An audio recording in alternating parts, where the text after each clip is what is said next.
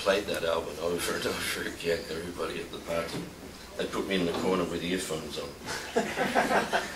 And I was just, the lyrics were there. The lyrics of all the songs were on the sheet inside. So I just remember sitting, looking at Radha Londonishvaras and hearing these songs over and over again. Govinda Mari Purusham Tamaham Bhajami. And it all seemed very familiar. It all seemed like, I know this. Somehow I know this. And it wasn't until 1982, 11 years later, that I actually came to London. Or I came in 1980, actually. I came in 1980 on a short trip. And then I saw Radha Londonishvaras here in this temple. And I reflect on that time many times of how that feeling of familiarity was there. And then I think about how Krishna is the master of time. And somehow I understand that in that time, in that present time of 1971, which became time past in 1983 when I came here to serve Radha Londonishvaras, and became very familiar seeing them every day and praying to them every day, not knowing what to do in so many difficult situations. I can see now that in that 1971, which was a very present time, and I was looking at that album and hearing those songs, they were giving me a sense of familiarity in that time, which was the past of the time that I came here. I don't have any other way of explaining that, but it's very real for me. That the familiarity, Jai, Shri Radha Londonishvaras ki Jai, Shri Jagannath Baladev Subhadra ki Jai.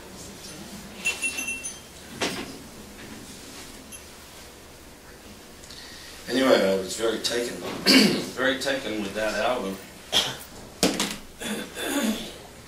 And the person who brought it to that party, I kept asking them, if you've got that album, I'd like to borrow that album. And they kept saying to me, well, actually I've lent it to somebody else, and time passed and I forgot about it, and I moved away from there. And in 1971 I graduated from university, and I went and worked in theatre and television. And it wasn't until 1974 that I met devotees at a time when I was really asking myself, what is the meaning of life? For my age, I was a very successful person. I'm not going into any details, but I was in a situation where I'd met success in my chosen field of activity very early, and it all seemed very hollow, very empty. And I was asking myself, what is the meaning of life? And it was at that time that I met devotees.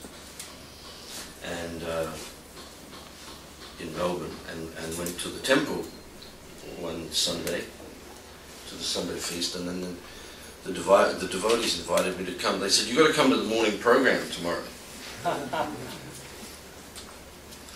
So I went to the morning program. And then got there at 4:30, went to the Mangalati, and then somebody gave me some beads, and I just started chanting. And 7 o'clock came around, and they said, we're going to greet the deities. I'd never seen the deities. I didn't know, what is this? I actually, at Mangalati, I hadn't seen the deities. I'd stood there and there was all these pictures on the altar and somebody doing the arti, but I actually hadn't seen the deities.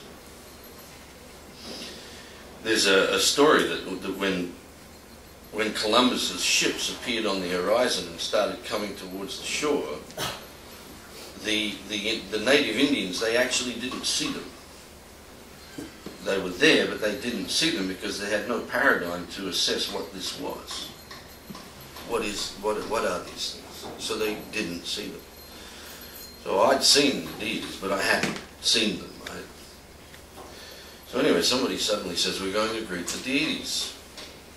And the temple was a little 2-up, 2-down terrace house in suburban Melbourne.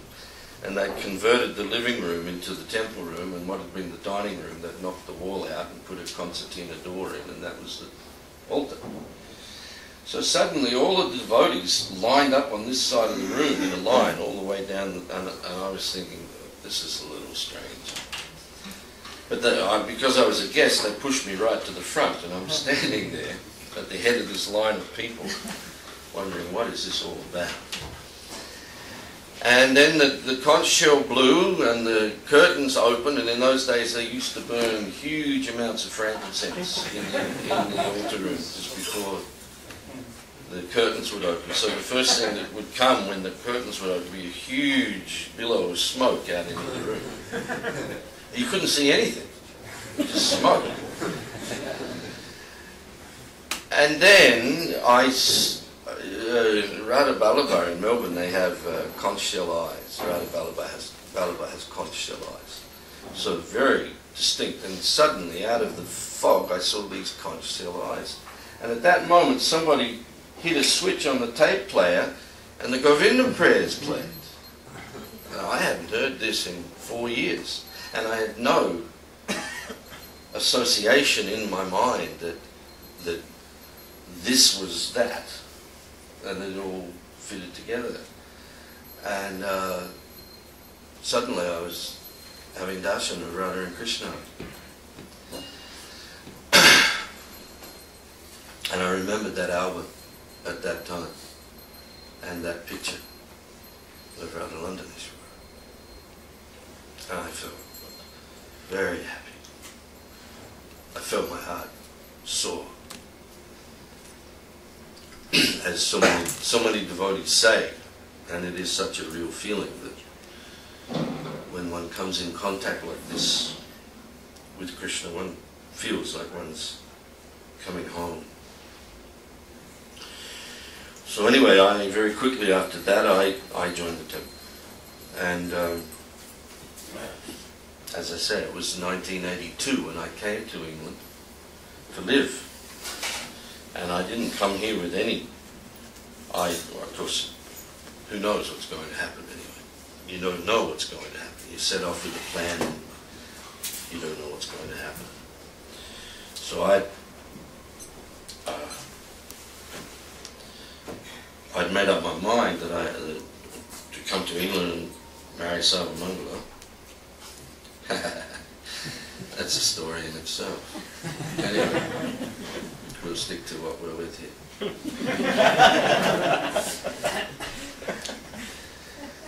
And there was a thing in England at that time called the Folk Program, Friends of Lord Krishna. And up to that time, I'd spent half of my time in the movement in Australia and half of the time in India. And with one thing and another, I decided that I should be married, and I wasn't really up to being any kind of officer of the society, so I thought, well, I'll go to England and I'll get married and I'll live independently. And because Sava was working with Guru Charana Padma on the folk program, and I thought, well, I'll take up that work and we'll live somewhere cheap in England and we'll travel and meet people and cultivate them in their homes. So that was September 1982. In April 1982, there had been a huge convulsion in the English Yatra,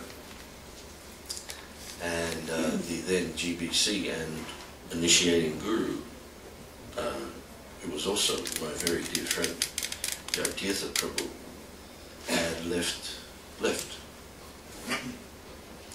And a lot of his disciples had gone with him. And by that time, in the history of ISKCON in general,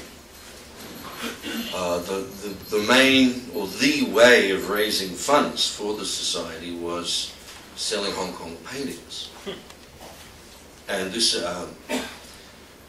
had actually bought in the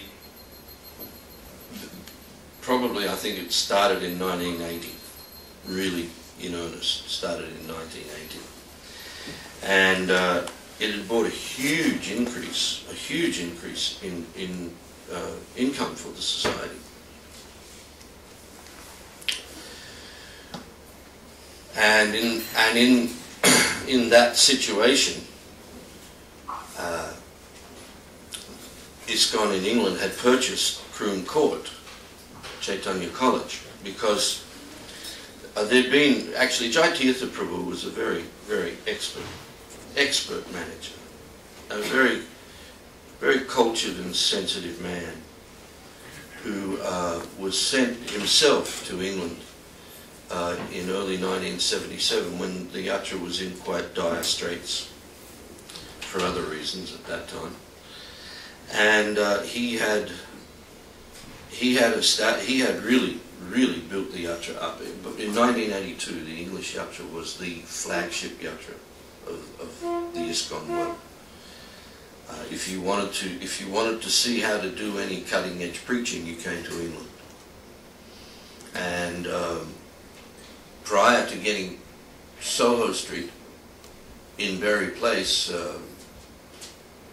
Rohini Nandan Prabhu had started a lunch program, and then he had developed what was called the Bhakta program, and over the years into the late 70s into the early 80s, they had made a lot of devotees, and the manor had become inadequate in facility to deal with everything, especially because by that time a lot of devotees were entering Grihastha ashram, and there were a lot of children coming, and there was need for a school, and there were so many new devotees coming all the time that there wasn't adequate facility to house them and train them at the manor. And there was also quite a large development of interest from the Indian community. So, as a long-term vision, Chaitanya College, Croom Court, had been purchased because there was so much money available from painting sales. A beautiful temple had been established. Croom Court was a what do they call it? An aristocratic, stately home. Had 40 acres of land and a huge building and stables, very big stable buildings, and a church. It had its own church on the property, and that church had been converted into a temple with Orison style paintings all around. All the walls, every single part of the walls all around had been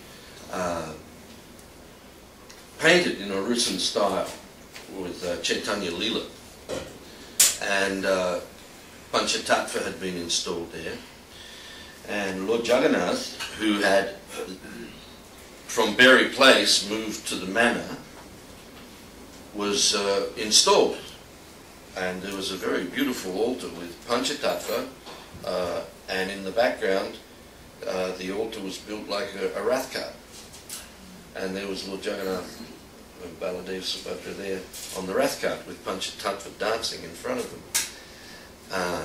Very, very beautiful, very, very beautiful situation. But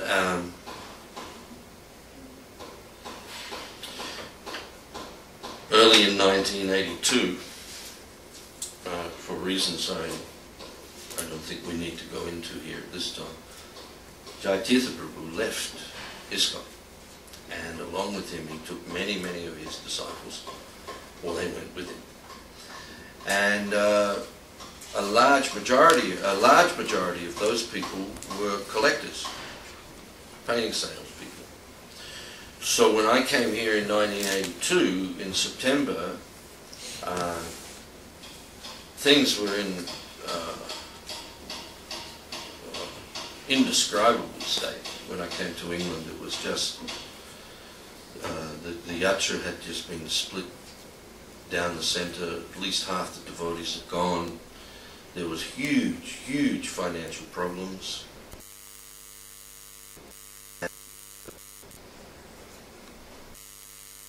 BC.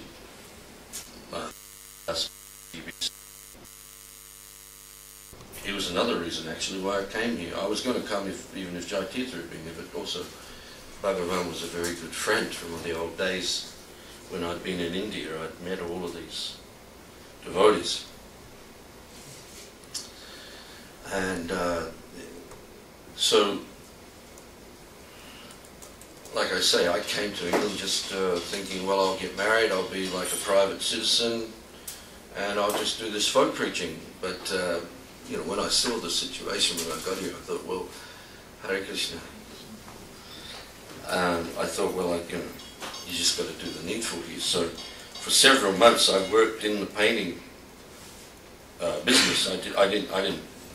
I couldn't sell anything. So I worked with the framing department and deliveries and so forth, and that went on through until early in 1983, around actually end of April. I came here one day on just a day off, and at that time, the devotee who was the president, there was no president here, and it wasn't an independent temple. The English yatra at that time was a totally centralized management. And Radha Londonishvaras temple, well, was largely overlooked, frankly. It was largely overlooked. Radha restored, made this beautiful temple and refurbished this entire building, which I'm sure he'll go into quite a bit of detail about when he speaks.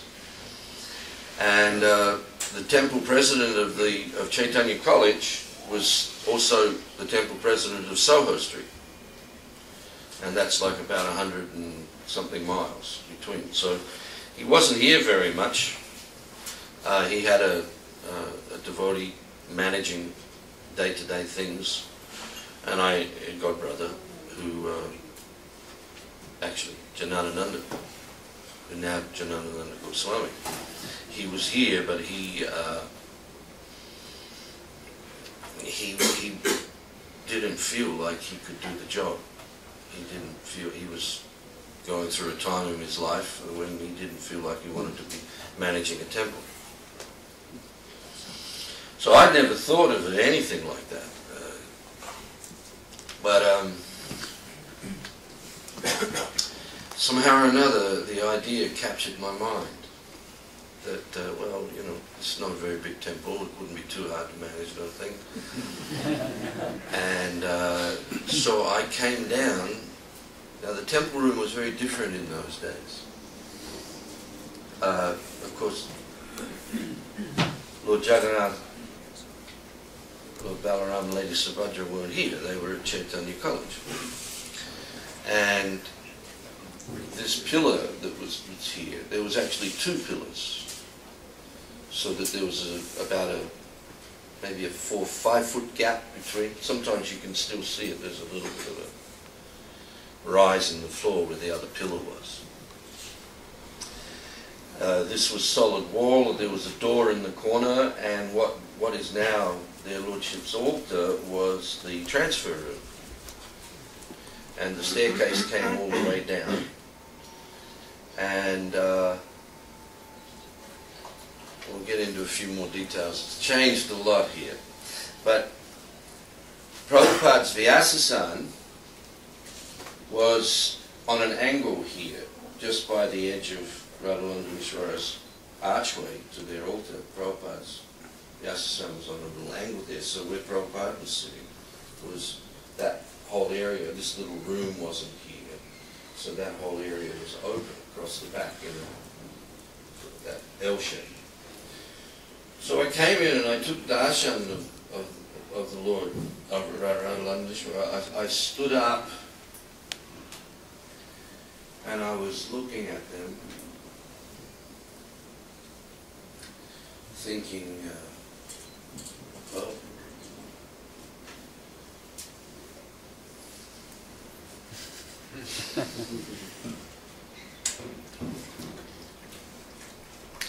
I was just thinking, well,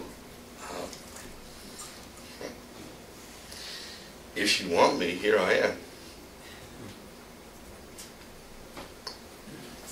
I swear he flashed his eyes at me. I didn't think any more about it. I went away.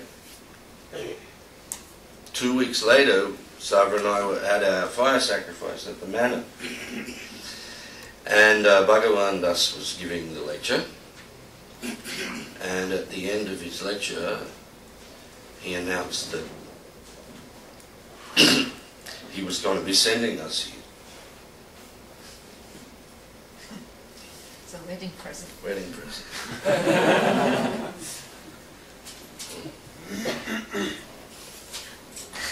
So 2 weeks later we were here.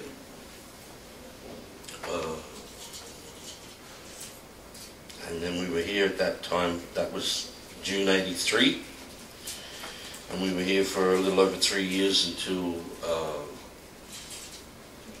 end of August, I think, end of August 1986. When another major convulsion took place in the English Yatra, when Bhagavan left, Bhagavan Das left. And just before he left, he had asked me to, and I really argued the point with him because I didn't want to do it.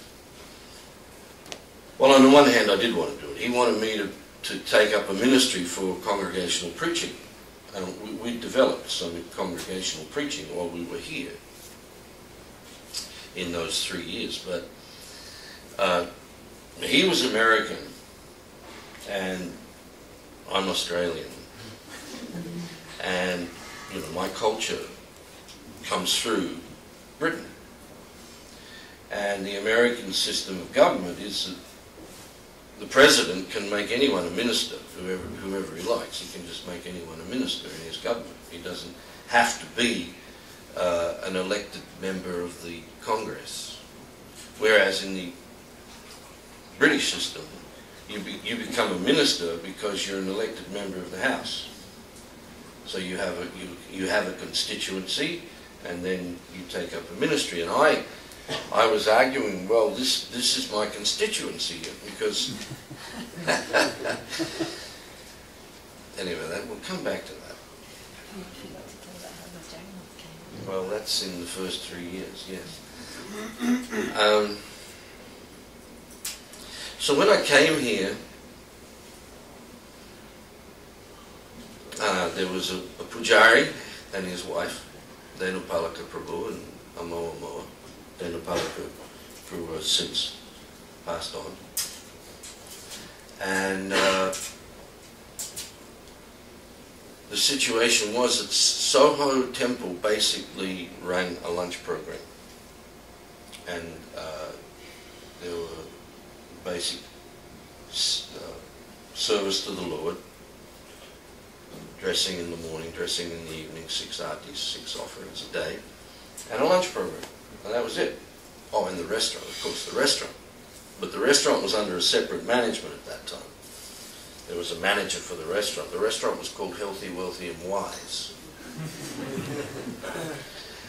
And the devotee who ran it at that time, he wanted to somehow or another make as much distance between the restaurant and the temple as possible.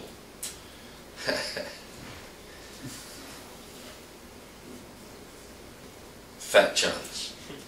But anyway, there was no reception.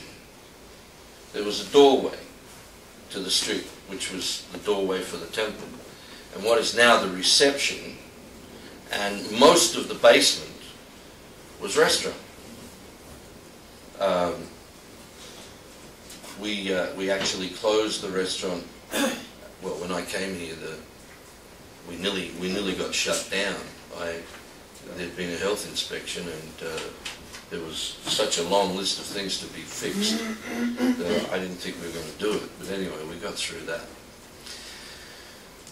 But there were only about 8-10 devotees here. And I used to get a petty cash check, £750 a week, and we used to run everything with that. Didn't have a bank account. We used to cash the check over at Lloyd's Bank. We'd have cash and we'd just do petty cash. That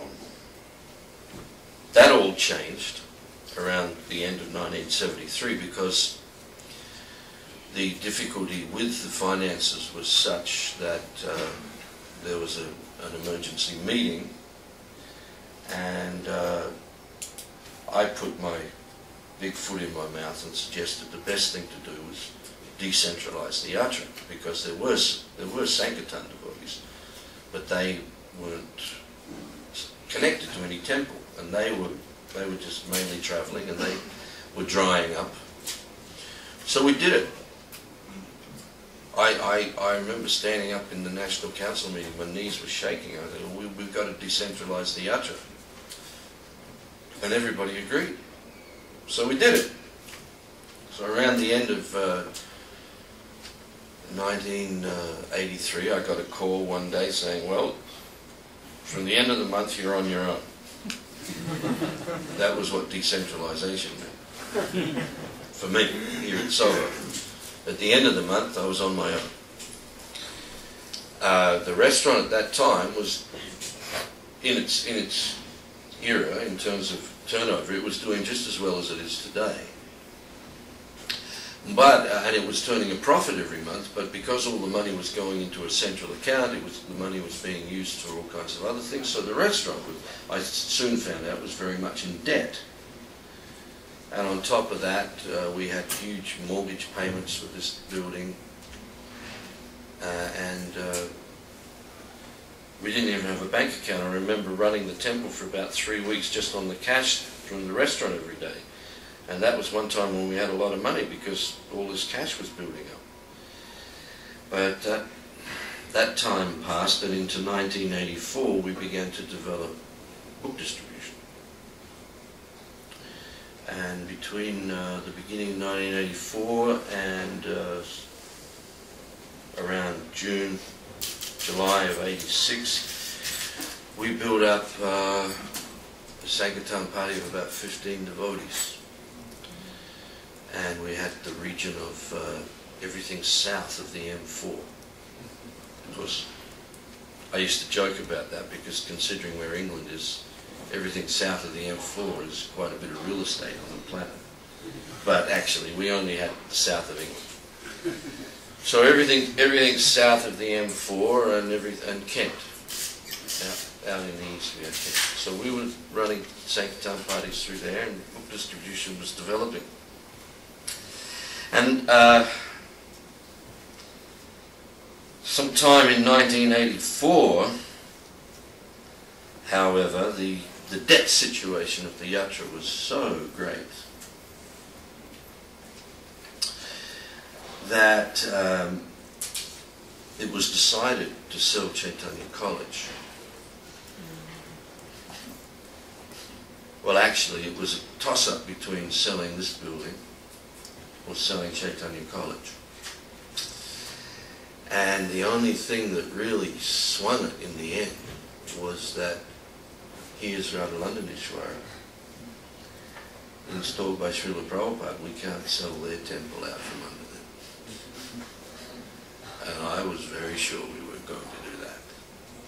Of course, with hindsight, everything's 20/20 with hindsight, and with hindsight, it's pretty clear to those of us who were in management at that time, but not the most senior managers, and therefore we had no casting say on things, but our hindsight on it is that actually we probably could have saved Chaitanya College as well. And selling it was a huge disaster. Huge disaster. It actually decimated the community of devotees to this day. It never recovered. The devotee community never recovered. Although everybody came back down and lived around the manor, but by that time the manor, which was a theological college, listed as a theological college, was starting to attract a lot of interest from the Indian community because of the preaching of. There was a little cell of devotees here that grew out of a program called the Mahabharat Youth Club.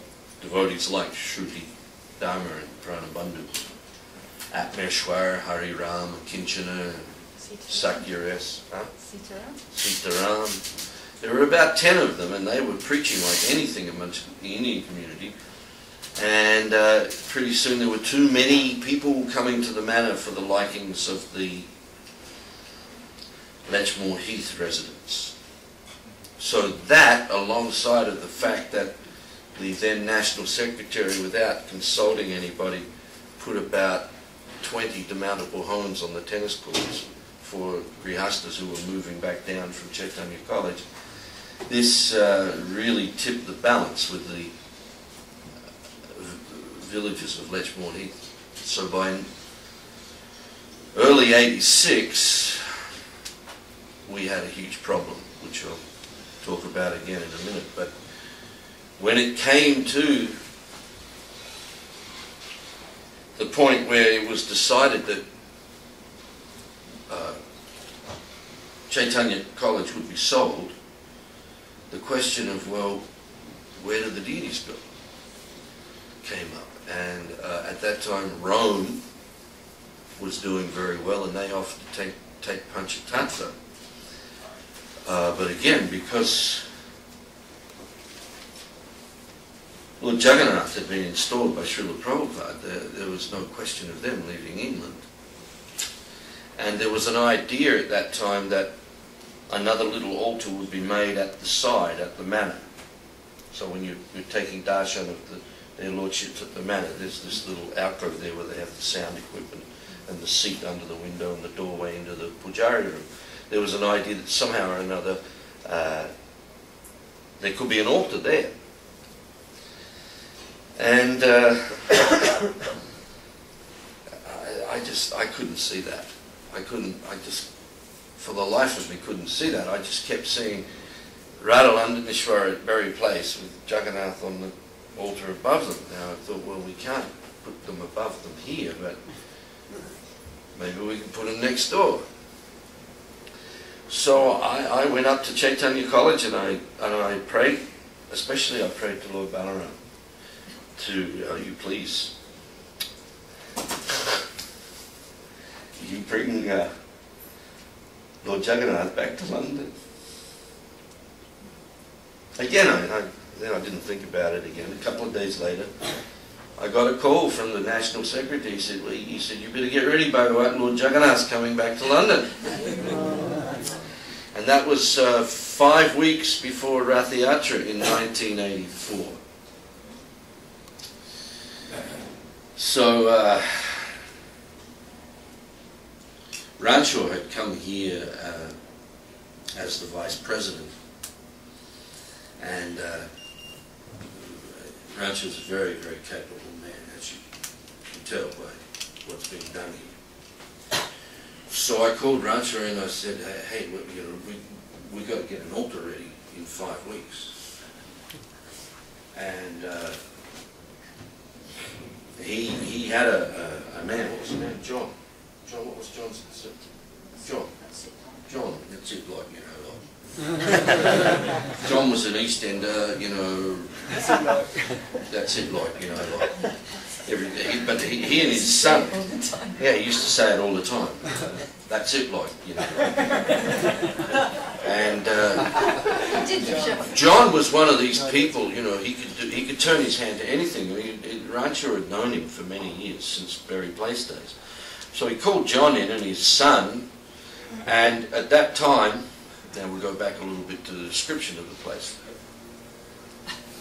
The floor above, when I first came here, the floor above was a very large room, because this room down here was where all the Lord's altar paraphernalia was, and the transfers were done down here. There was a very small room upstairs for making up trays and some outfits, but they were stored somewhere else outside of the building as well, weren't they? I can't remember that too clearly. But there was a sewing room with outfits on the floor of the ladies' ashram. The large room at the end was the sewing room, which is a great tradition of Sri Radha Londonishvaras temple. From the very first days, there has been a sewing room in Radha Londonishvaras temple. And many, many, many, many beautiful outfits have been produced.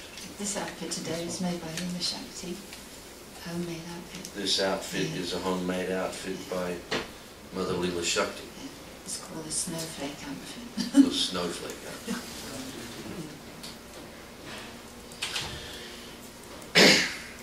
So there was an illegal kitchen in the corner there, where the lunch program prasadam was cooked, because, as I said, the fellow who was running, the devotee who was running the restaurant, he didn't want any connection between the temple and the restaurant, and originally all the cooking was to be done in the restaurant kitchen, but he didn't want that, so there was this dirty little kitchen there. And this room upstairs was one big room which was used for the lunch program. So it was a very aggressive program, the lunch program. Little cards were given out every morning on the street, and people would be told they could come here, £2 all they could eat, and we would sometimes have 50, 60 people here for the lunch program. And actually those lunch cards, for years later, I would have people sometimes show up with a card that they got 6, 7 years before. They'd just been carrying it around with them, and then one day they came. So there would be a talk in the temple room, and then and while that was going on, somebody would be serving out plates of prasadam upstairs, and at the end of the talk, 60, 70 people sometimes would go upstairs. So we were faced with a situation where suddenly we're going to have Lord Jagannath here. So we, and the shop was,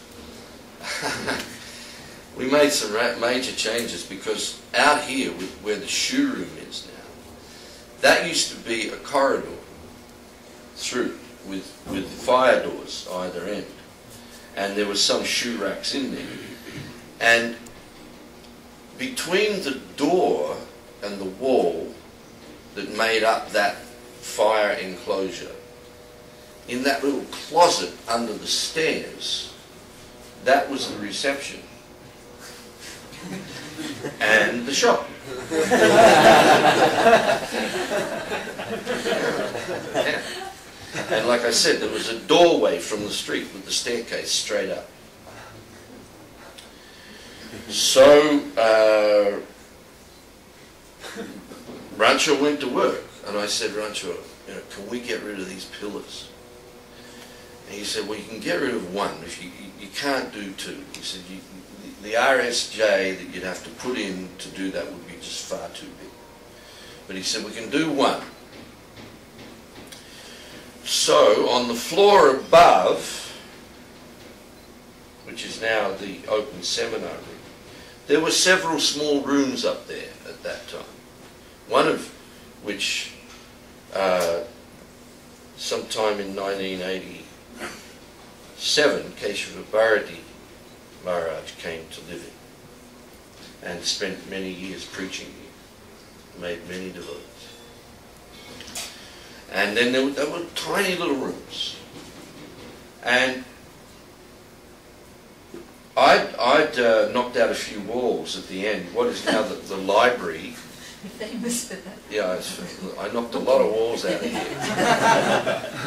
And I got rid of that pillar. But I'd made a larger room there. What is now the temple, the library, and another little L-shape. It was an L-shaped room that came out again. There was a corridor straight down the centre of this, like on all floors. Everything was sealed with the fire doors. So there was a corridor down the centre, and on the other side there was a small room that looked out over onto the back of the building. I'd made that into a bedroom and a bathroom for visiting sannyasis, and made a bigger darshan room, which I also used as an office.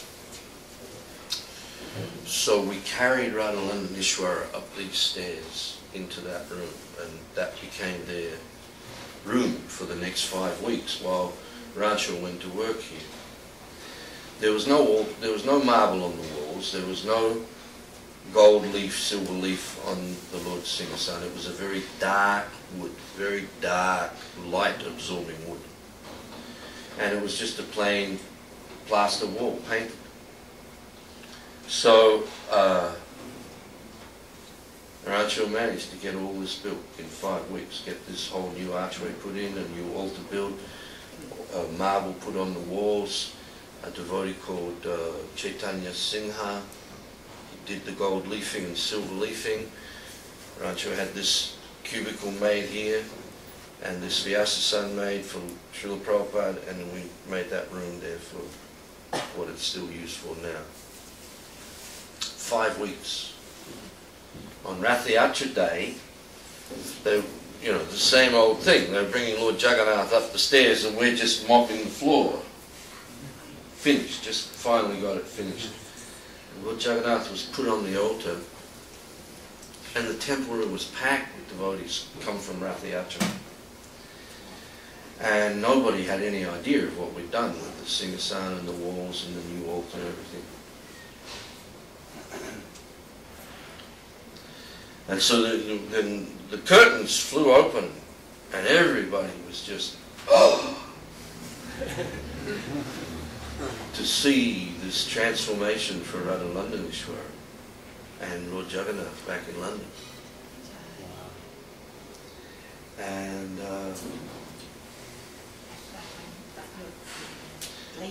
we had, there was a window there, or there's a window right next to Lord Balaram, and it was getting cold that time of year, it's starting to get chilly. And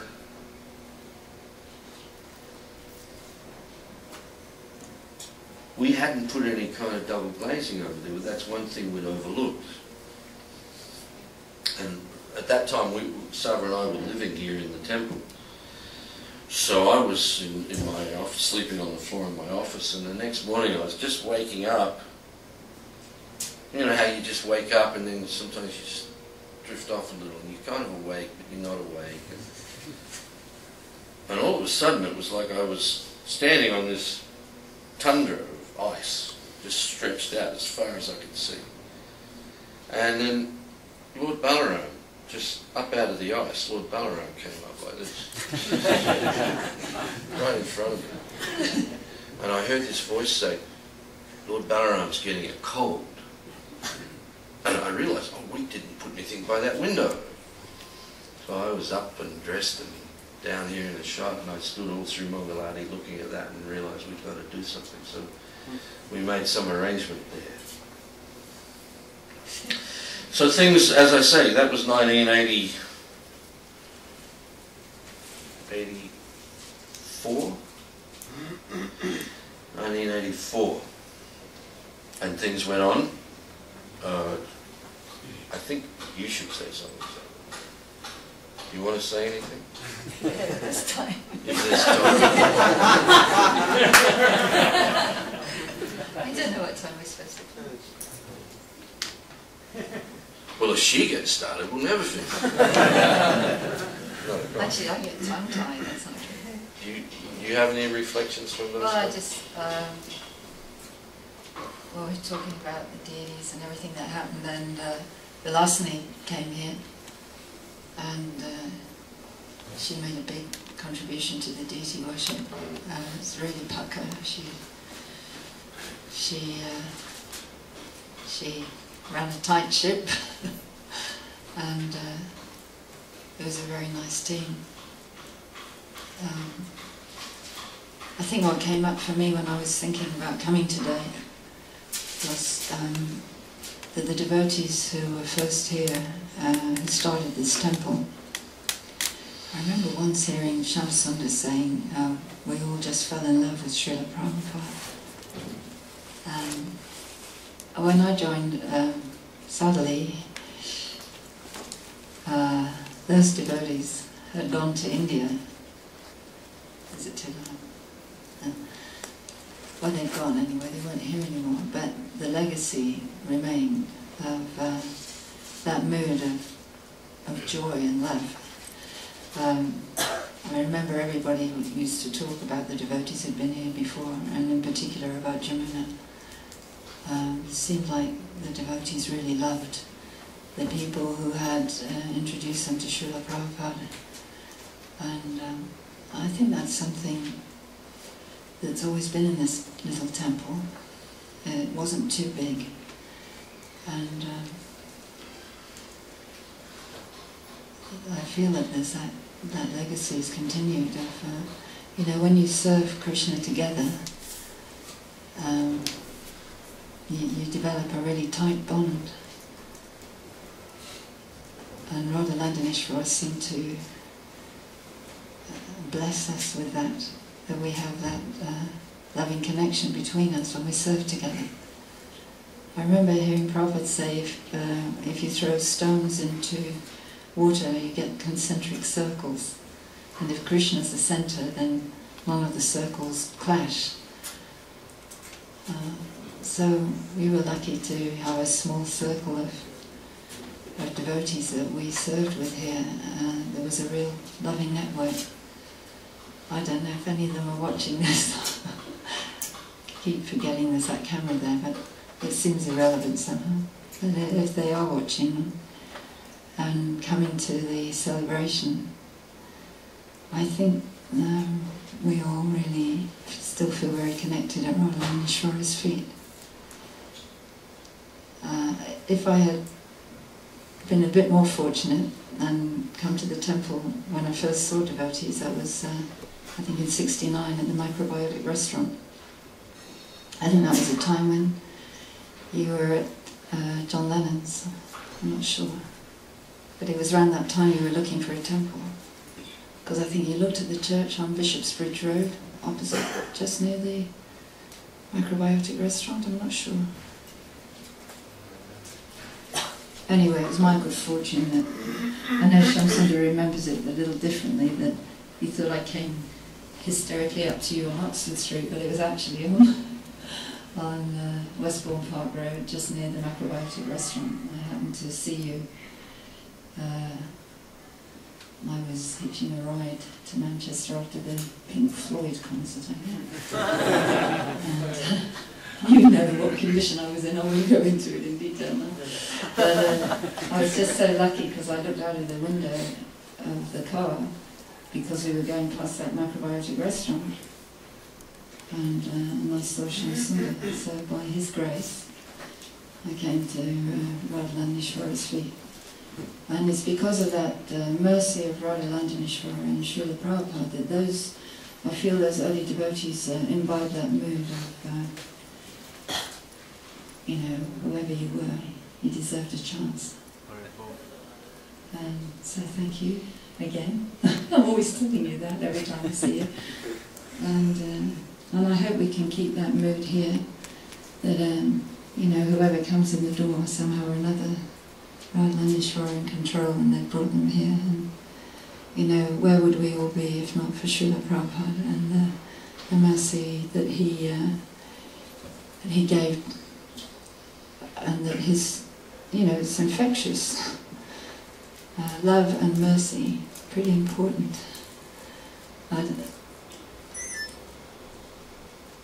I think a lot of the older devotees from the early days were not really formulaic people, real characters, and thank goodness. And I always think that preaching is not a formulaic thing, it's a matter of sharing that love and that you've been touched somehow by a pure devotee. And that came to us, that's been passed down to us. Parampara is not just, I don't think it's just a Diksha situation, it's Prabhupada's instructions aren't just formulaic either. When you practice them and you're in the process of Krishna consciousness, it changes the heart, and then you're able to give that love and mercy to other people, and hopefully share that amongst ourselves. So that's what I feel when I'm in front of Londonishvara. And to be here with we're relics, we're old relics coming back. There's a couple more celebrated relics. It's wonderful. I always think of things in dribs and drabs. I'm not as fluent as you. Can't even read.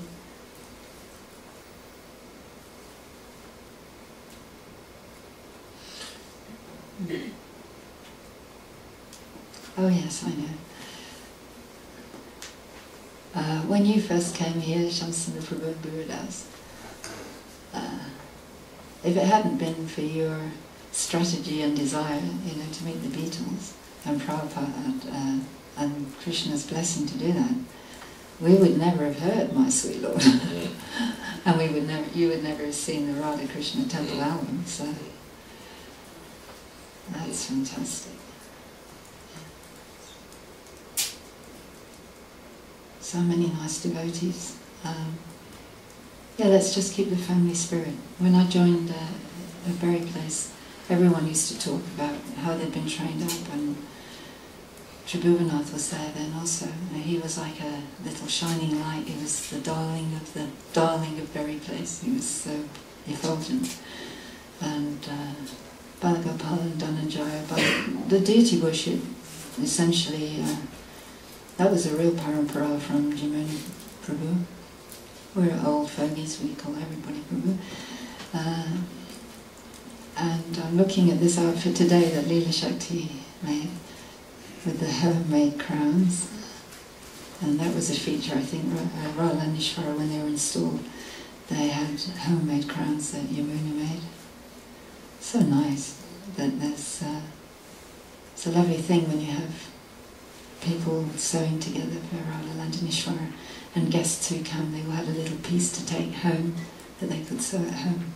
So there's a plug for ongoing homemade outfits. Did you have anything else came to mind? Well, I like what you were saying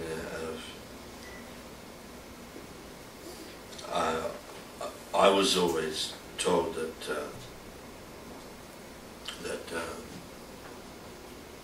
Gurudas Prabhu, Jamuna Prabhu were the father and mother of the temple, and it was a family. And I think, over the years we've had different conceptions of what ISKCON is. There's like the idea of us being members of Lord Chaitanya's army. There's the idea of the corporate ISKCON. But I think, I know by personal experience, the only real conception of ISKCON that works is the family conception.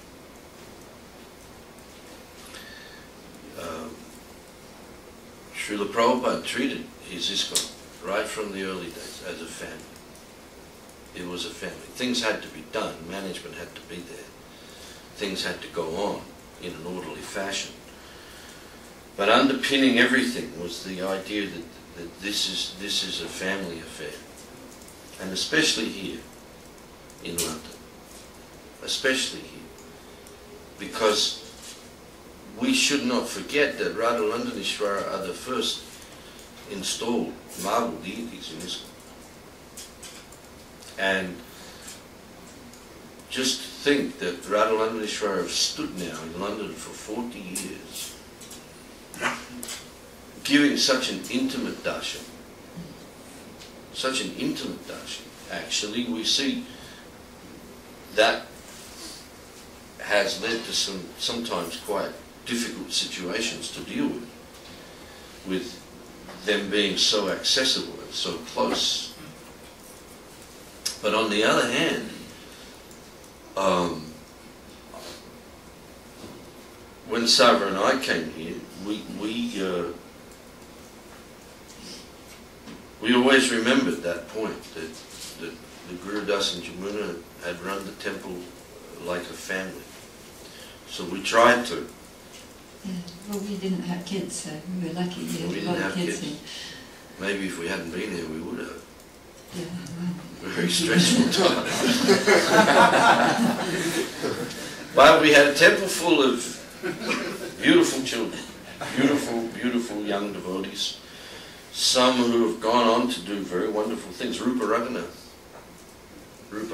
joined here. Jailadita's here today. Jailadita is here today. She did a wonderful service as a pujari here. Jagannath. Hmm? Oh, Vimla. Vimla's been here since practically when we came. Vimla came.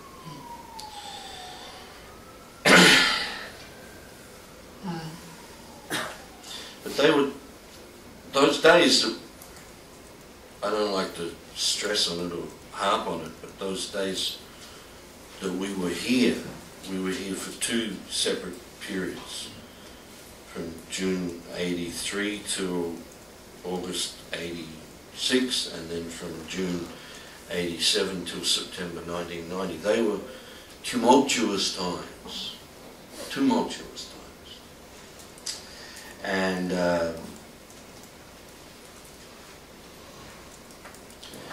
there always seemed to be a crisis. There was always a crisis happening. And I remember during that time, Ronald Reagan was President of America. And, you know, Prabhupada explains how Chanaka Pandit says you take a good lesson even from a man of a low-class nature.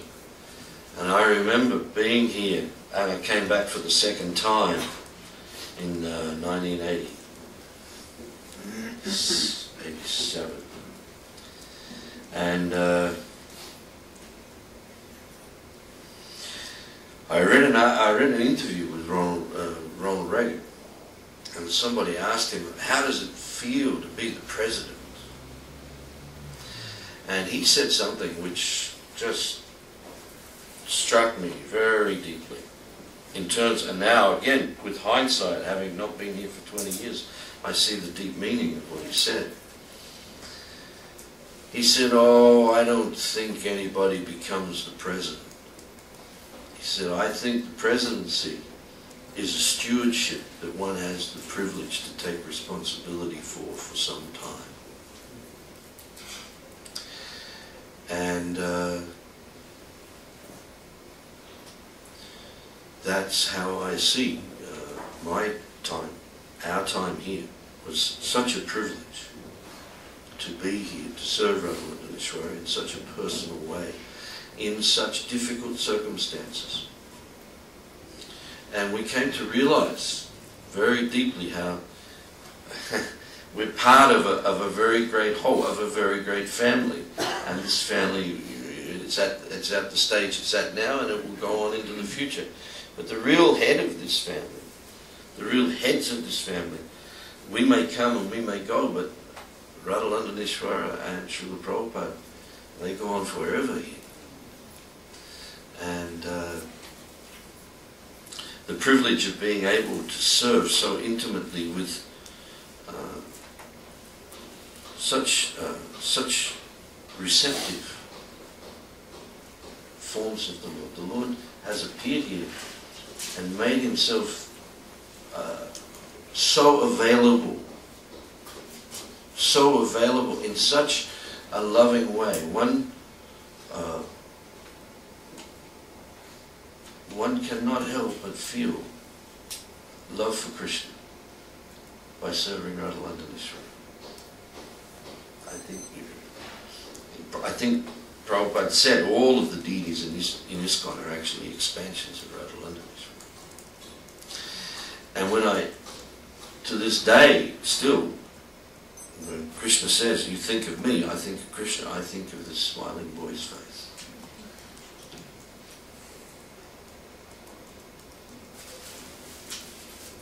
And my modus operandi with devotees when I was here, when you're the president, so many people come with so many personal problems, so many issues that are going on in people's lives.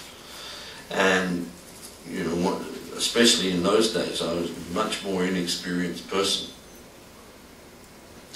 And I would be very often confronted with issues that I didn't know what to do. I didn't know what to say to people.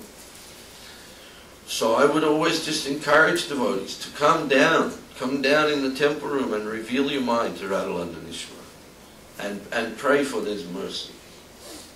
And devotees, I would see devotees would come into my office, they would be morose, they would be crying, they would be so disturbed. And I'd send them down here and they'd chant a couple of rounds, or they'd stand and just see the Lord for a while, and they would be transformed. They would have if the problem hadn't necessarily gone away, they would have the realization that they had a friend who was helping them. And I think, we can see so many people, 40 years, how many hundreds of thousands of people in this crazy city have come through Radha Londonishvaras temple. Come and taken darshan, taken prasadam, heard the chanting of the holy name here. And I was just listening recently, Prabhupada was talking about how you can just come and see Krishna. Just by seeing Krishna, you're becoming purified at a rate that you can have no conception of how it has happened. And it is so enlivening to know that we're 40 years into this project here now, and everything is going so well. Especially for me, because like I say, in the times that we were here, because like in 1986, there was another huge tumultuous convulsion in the yatra, and again, so many devotees left, and again, such huge financial burdens, and always, I remember just all the time, pushing off the creditors, pushing off the creditors, pushing off the creditors.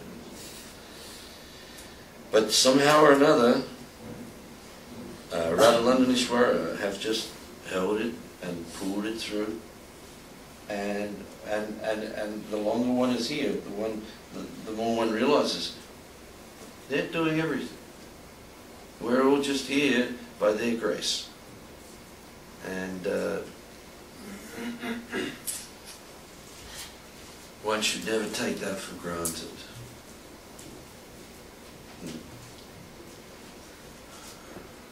There's a song that says, I once held mountains in the palm of my hand, rivers that ran through every day. I must have been mad, I never knew what I had until I threw it all away.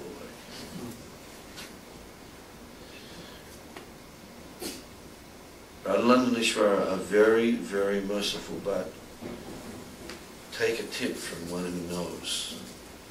Don't take it for granted.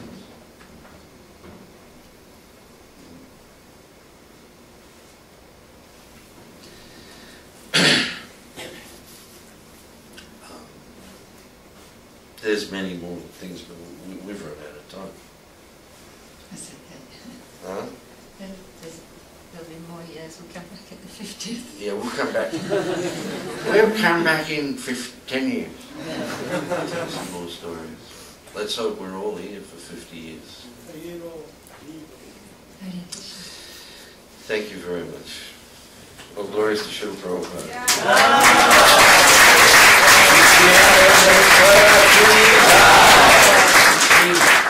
Jagannath Baladev Subhadra ki jai. Shri Giri Govardhan ki jai. Shri Govardhan ki jai. Grace Bhagavat Ashraya Prabhu ki jai. Sarvamangala Mataji ki Jai. All the assembled devotees ki Jai. Family. Remember, family, family, family. They used to say, I remember when I was a boy, there was an evangelical Christian saying, the family that prays together stays together. So we can translate into what ISKCON is. ISKCON is the mission for going back home, back to Godhead. So the family that preaches together reaches together.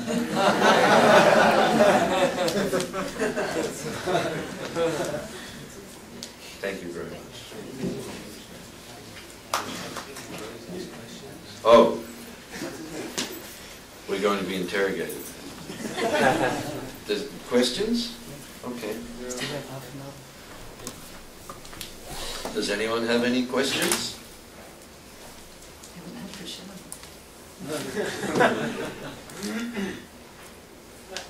Shri Shri Radha Londonishvaras. Yes.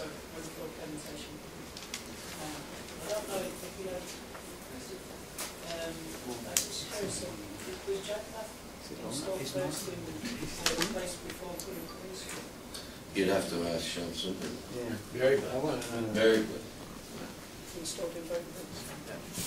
Before Radha Londonishvaras or after? Or at the same time? After.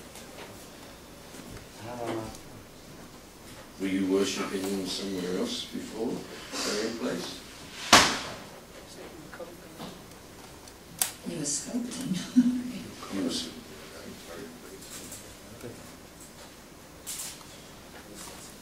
All right? Don't recall. Malati will know. She gets you. Malati or Jumana. She'll know. Yeah. Are there any other questions? Yes. Yes. Just I want to know more about the mood of family and about, at that time, did devotees feel a duty of care towards one another, and how is that manifested? And then the second part of that question is, how can that mood be revived practically? How you just do it. You do it. You take time to look people in the eye and ask them how they are. You take time to go out of your way to somebody who you see is suffering. You encourage everybody in their service. And love is a verb. So we have to love. So these are the ways of loving. To be concerned about the welfare of others. That means the person standing next to you.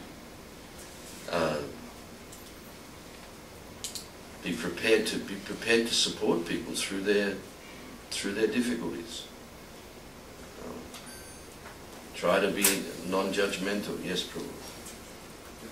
If you don't take care of your community, how can you preach to others? So you have to take care of the devotees within, and then you can reach out to others. If your own backyard is not clean, then you can't reach out. International Society for Krishna Consciousness means the devotees. Without the devotees, we don't have a society. So everyone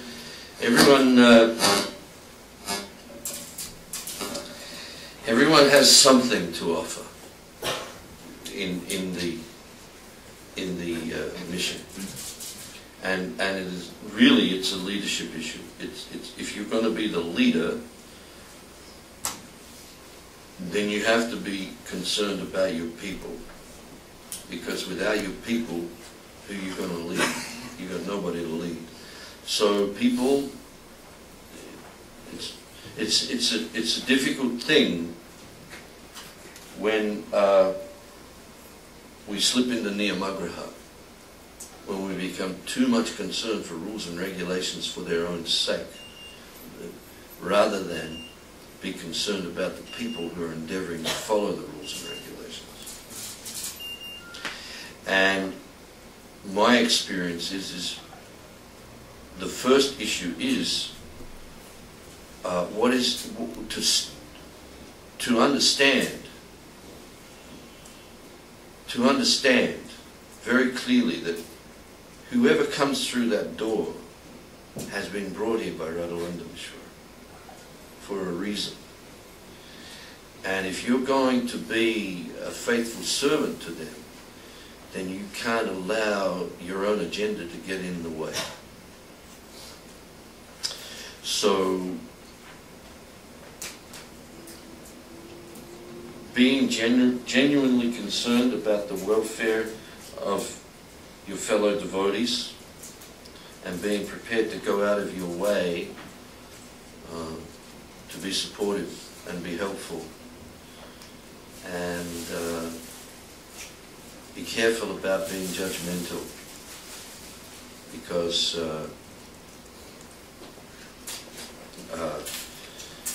there's a saying, if you point one finger towards somebody, you got three pointing back at yourself and one pointing at the Lord.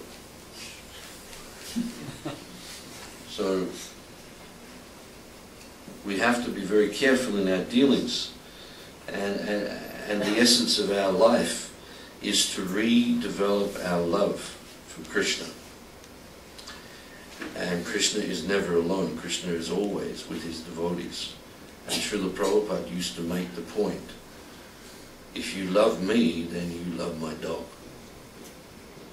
So every sincere devotee thinks of himself or herself as some kind of dog. But the quality of a dog is that the dog is always faithful to the master. So if we want to be faithful to Srila Prabhupada, then we have to follow in his footsteps. And I think, again, Guru Das Prabhu and Shyam Sundar Prabhu, especially being devotees from such early days, understand that this is how Srila Prabhupada worked. He was always lovingly concerned about others, to the point where I was in Vrindavan in 1977, Srila Prabhupada was lying on his deathbed, and devotees would arrive to see him, and he would say, "Oh, so you had prasadam? You have adequate facility?"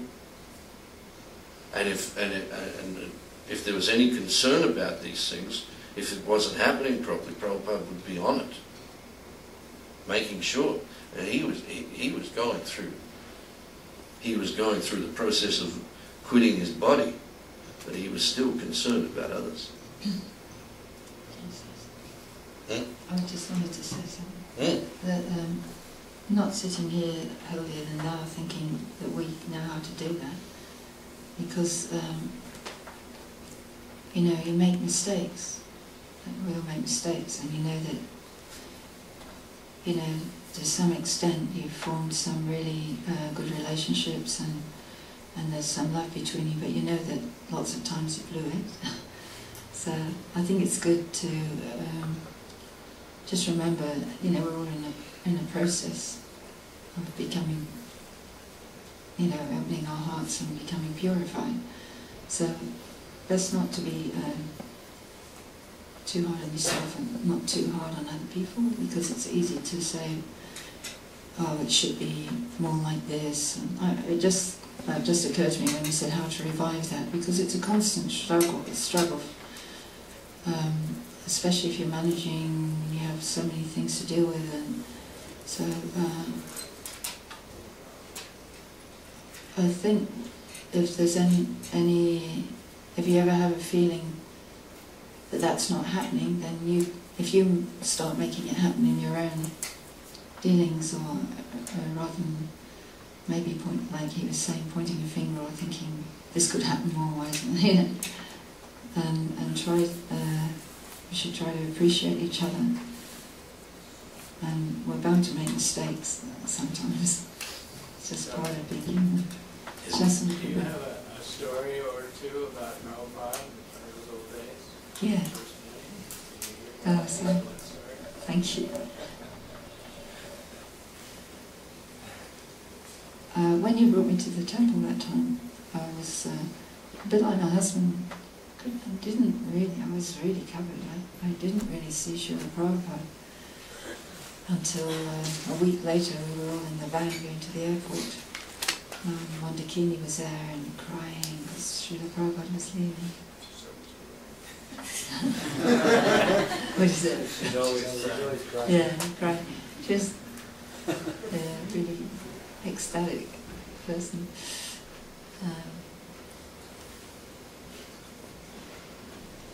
So I was really worried I wouldn't get to see Srila Prabhupada again, that he'd gone and I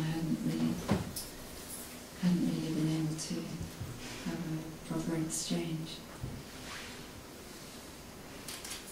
But he did come back. You have a story from when he came back? Yes. You're in that one too. You brought Prabhupada back early from Radha. I think it was 73. And I think you went downstairs to get some water for Srila Prabhupada. And I always wanted to touch Srila Prabhupada's feet. I always tell this story because I love it. And there's only, I had been staying back to serve the deities, and Prabhupada came for darshan, and then when he was going out, his slippers were there.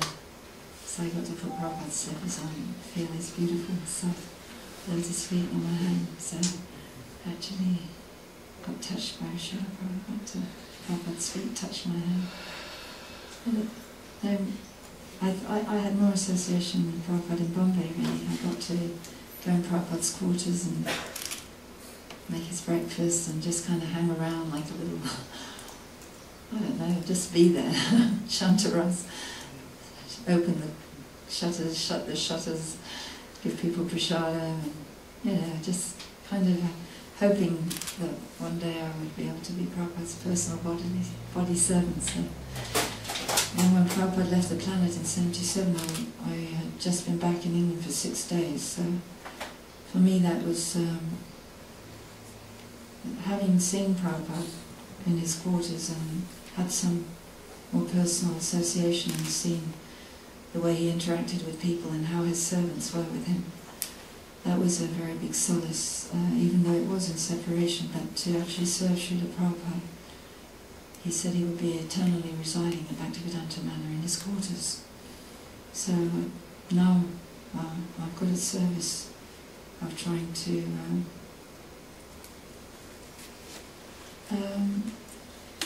somehow talk about those days at the manor, somehow that people can appreciate that Srila Prabhupada's for everyone, and that you can have an intimate personal relationship with him now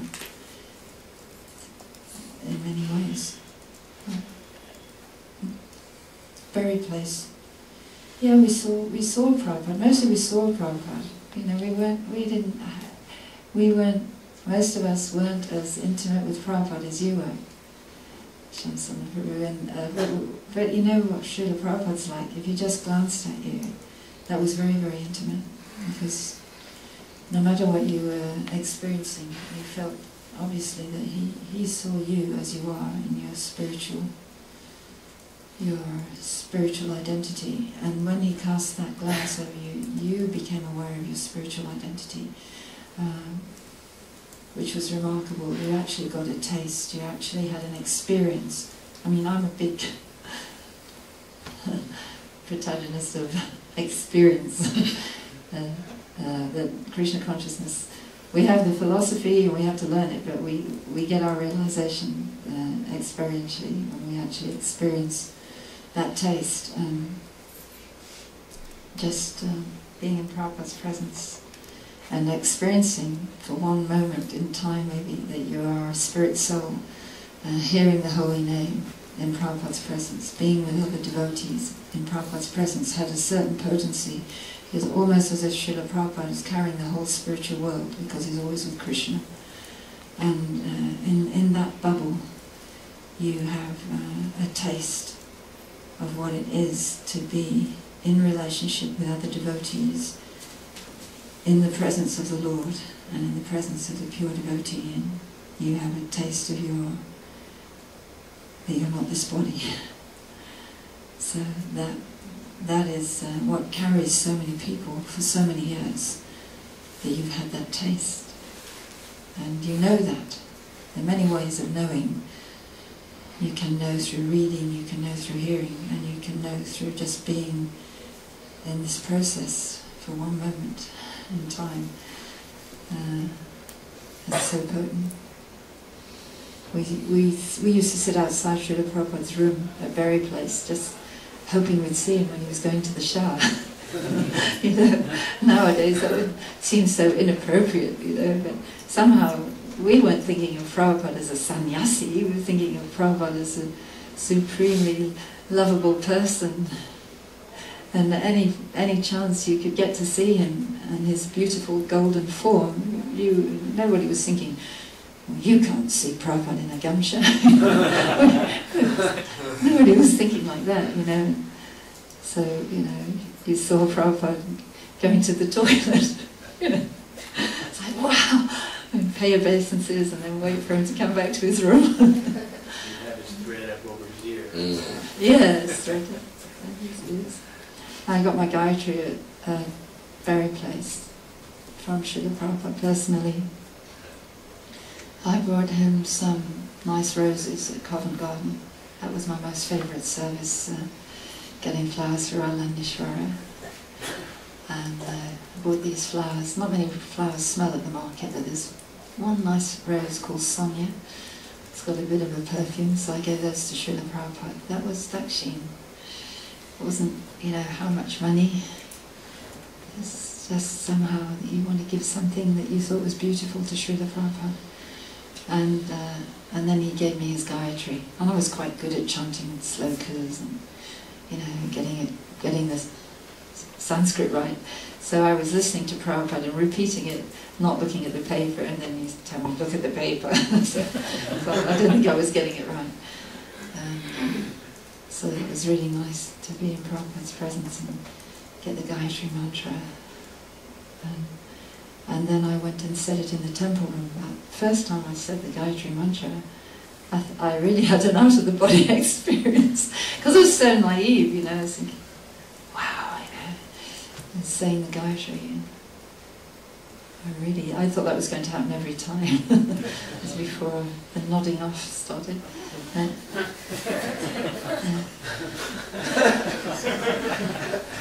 And we also got to go to engagements with Srila Prabhupada. We once went to a man called Morgan Bibin Giami's house. That's when Kushalia was here. And we all sat around the table with Srila Prabhupada. It's so nice. It wasn't just like one place where Prabhupada was sitting, people running in and out, serving him, you know. And he was so accessible. That was what was so wonderful. I always think of Srila Prabhupada like that. And in Bombay as well, I used to go in his room every night to listen to darshan and to help greet people. It was so easy to feel you're part of it. It wasn't some dividing line according to gender or status. You know, this is our Father, this is the person we love, and He's giving us this opportunity. So just go for it at any possible opportunity. And I think that's still there now, you know. That's why I'm really hoping at the manor when, you know, as we get the mood a little bit more, the etiquette that these are Prabhupada's rooms, he lives here eternally, that all the congregation will go in there and they'll see Srila Prabhupada and they can do some personal service and they'll feel that same bliss. I really think that Prabhupada is present. He's here now. Yeah. There were other things, I don't want to take too much time. One time we hung out a flower banner outside. It was when it was when Prabhupada first came back after I thought I was never going to see him. He'd been in Africa. And I made a flower banner and we hung it outside the sewing room at the front of Berry Place. After we had to take all the laundry in so Prabhupada wouldn't see that hanging out. And I made this banner that said, Jai Srila Prabhupada. And sure enough, he looked up and saw it. And just such a little gesture of the head or the hand, you immediately felt that reciprocation. So nice. I hope we can carry that in our hearts and that even we may not be great people, if we see people trying to make a little effort to serve Krishna, that, you know, we can reciprocate with them. And that somehow, even though we may be ordinary people, the extraordinary fact that we were touched by Srila Prabhupada and that Krishna is running the show, that if we give, you know, that if we smile and reciprocate, somehow that mercy will come through, because we're all supposed to be representatives of Srila Prabhupada. So, and I think it works. I know it works. You know, because we're persons, and that's what we've been given, and understanding that we are personals, we are persons, and we are eternal servitors of Krishna. So that's my prayer, you know, somehow that we'll be able to keep doing that we'll be able to keep connected with Prabhupada and be personal with other people, with other devotees.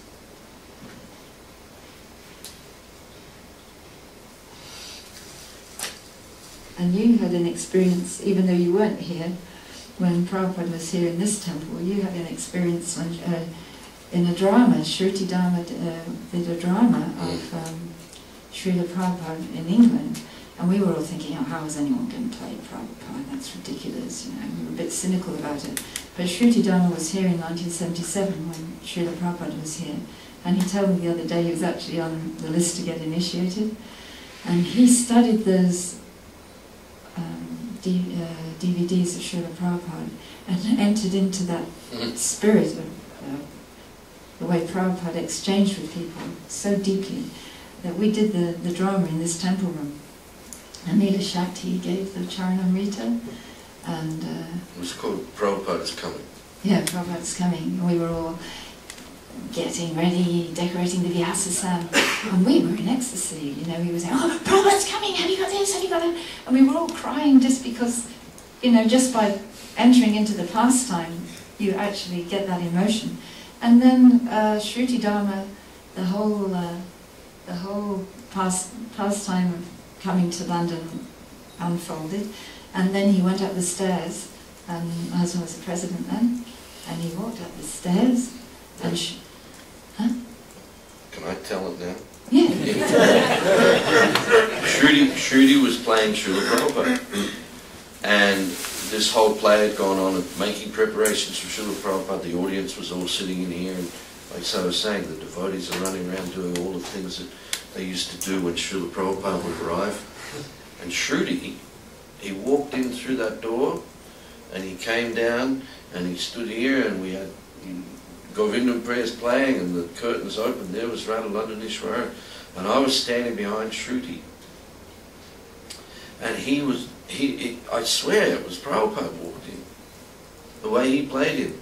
He had him, the way Prabhupada carried his head, and the way he'd move his tongue in the corner of his mouth. And he had all Prabhupada's just but he wasn't like acting. He was just in the role, and he came in and he stood there, and I was standing behind him like I was going, Prabhupada's arrived, everybody's jumping, the curtains opened, and he turned around to me, he said, "You have done well." I burst out crying. It was just Prabhupada. This stories of Srila Prabhupada from people who were with him are just priceless things. And you know, the facts are that 25, maximum 30 years from now, there won't be any more Prabhupada disciples left on the planet. And not too long after that, Prabhupada's grand disciples won't be here. So, you know, the word of mouth stories are very important, and the written stories, and Guru Das's book, Hayagriva's book, so many books to read now.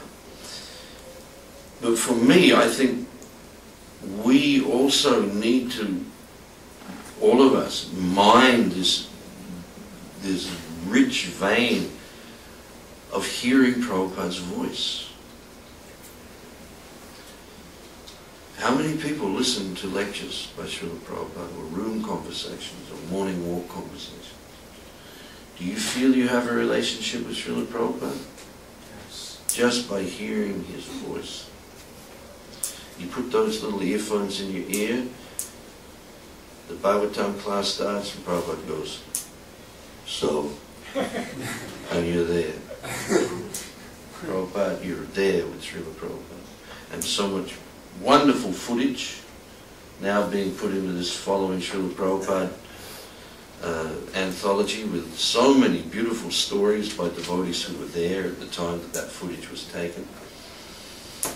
This is such a, I mean, in the history of any Vaishnava Sampradaya, this has never been available before, where such a great acharya has come and conducted himself in such a humble way, but left behind such a treasure in sound.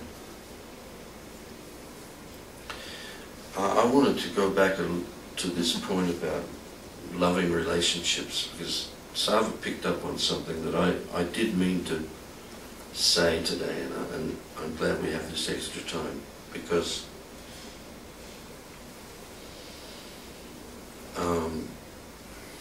in the course of my service here, I know I committed a lot of offences against devotees. And so I wanted to use this opportunity for those, I guess, who are watching more than those who are here, to offer my heartfelt apologies for any offences that I may have made against anyone who was serving here, or anyone I had anything to do with while I was here. And I beg your forgiveness for those offences.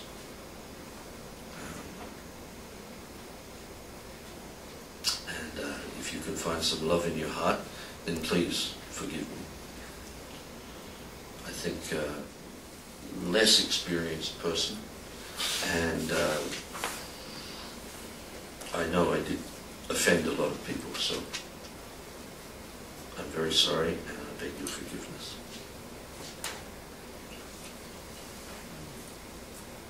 That covered me as well.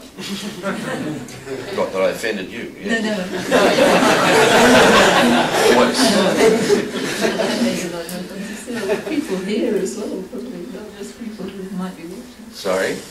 I was saying probably offended people who are here as well as people who might be watching. Anyway, you did the best you can. Very well. That's it, I think. I think that's it. Right, you know. Hmm? I had one question. Yes. When serving Londonishvaras or their devotees, what would you recommend us not to do, and what should we do so that we continue doing this service for long term? We see a lot of people who come here, serve and then leave. So in terms of serving long time, both of you, you can share your experiences with us so that we continue doing service here year after years.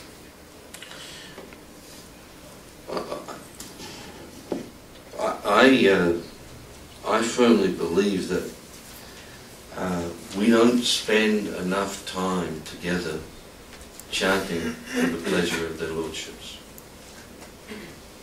Simply sitting as a family and chanting the holy name while taking darshan of the Lord.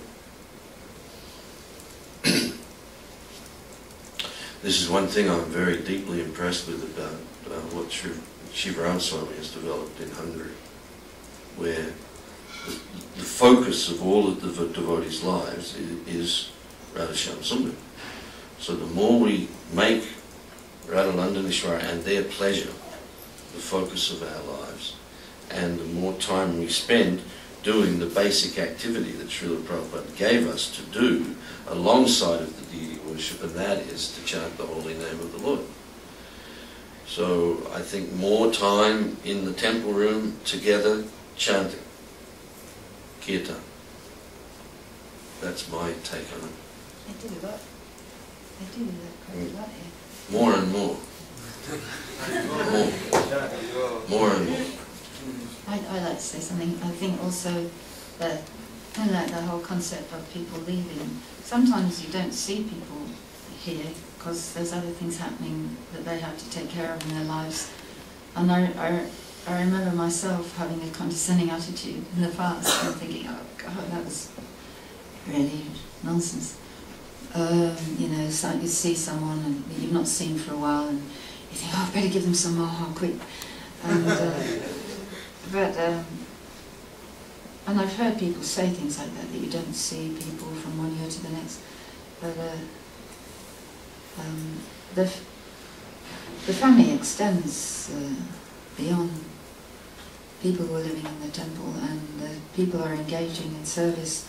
So now we call it Namahata, we used to call it folk, but Radha Londonishvaras' influence and mercy spread a long way. Adelaide, South Australia. Yeah. And when I was in Australia, there's Srimati Radharani's picture on the wall that I pray to every day. So I think we always have to, try not to make a big distinction. I understand where your question is coming from, but it brought to mind that we shouldn't think in those kind of, we have to stretch the parameters a little bit so we're not thinking some people are in and some people are out, or because you don't see someone that they might not be worshipping, chanting, or, and even if, I know one devotee who used to be Pujari for Londonishvaras who haven't managed to contact for the anniversary, and who I know is homeless at the moment. But that service, you can't tell what's going on in the relationship between Krishna and another devotee. So, we have to do what we can here, and we also have to stay in relationship with anybody who has a desire to, or who we know is in relationship with Radha and Krishna, and somehow, our whole purpose is to become a servant of the devotees. Not that I'm here and that person's not serving, but let me serve that person. And I've always been pretty resilient physically, and this year was the first time I think I got sick in my life, and I was thinking I'd be coming here a lot and doing lots of service, and Radha Londonishvaras was so kind, I couldn't come all the time, and I got a little bit of service helping with the anniversary. And it is so nice that people everywhere wants to come.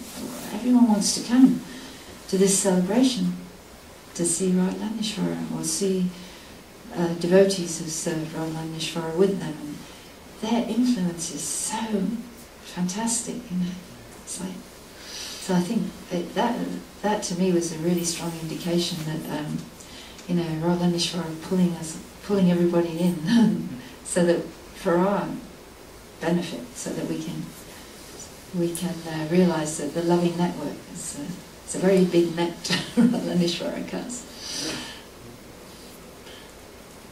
Memory is a very important thing. Actually, our fundamental problem is we forget. We've forgotten Krishna.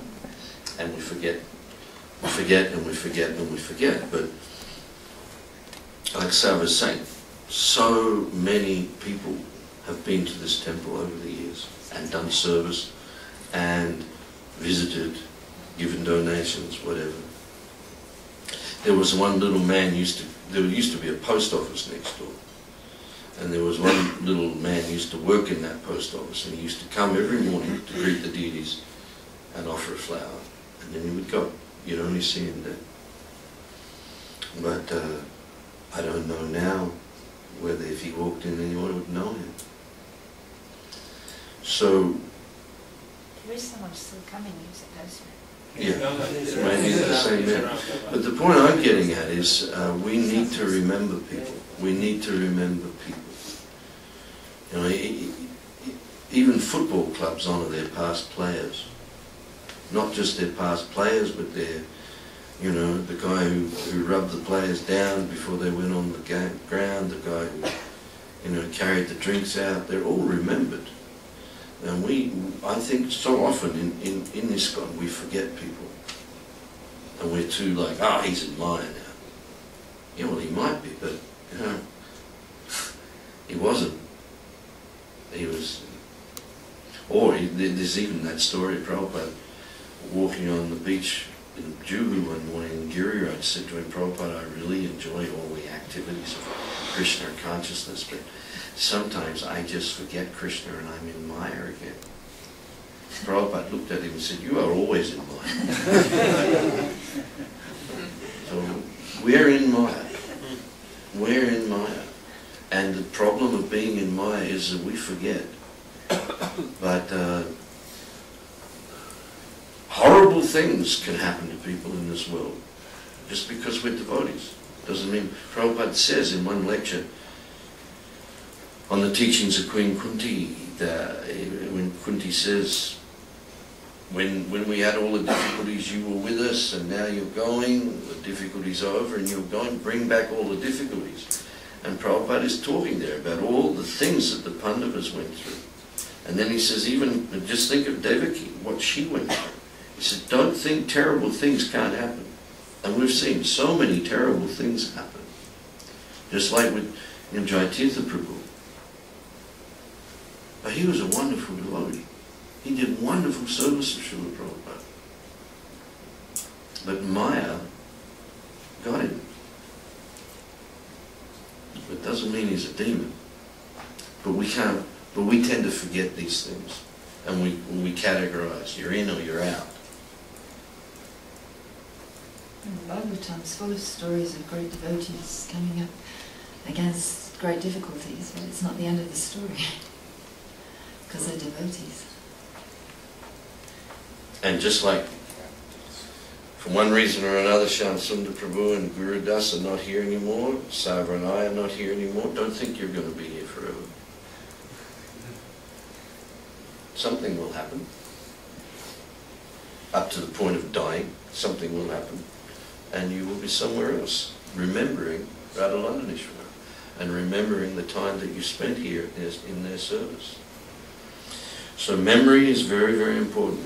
For history is based upon memory. If we forget, then there's no history. So remember the good qualities of the devotees. Remember their good service. See the good in others. In the year after Srila Prabhupada departed, there was a commemorative BTG came out in the month of November, and there was an interview there with Tamal Krishna Maharaj, and he was asked, what did you think was Srila Prabhupada's greatest quality?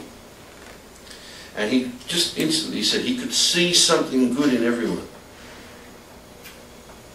He would overlook oceans of fault and see the good in somebody and bring them forward. He said we would be trying to keep people away from Srila Prabhupada, and he'd push us out the way and reach down to that person because he'd see something in them. So to see the good is the issue. To see the good in people. And remember that. Remember the good things.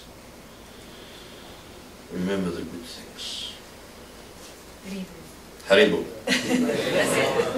Thank you again. Thank you very, very much.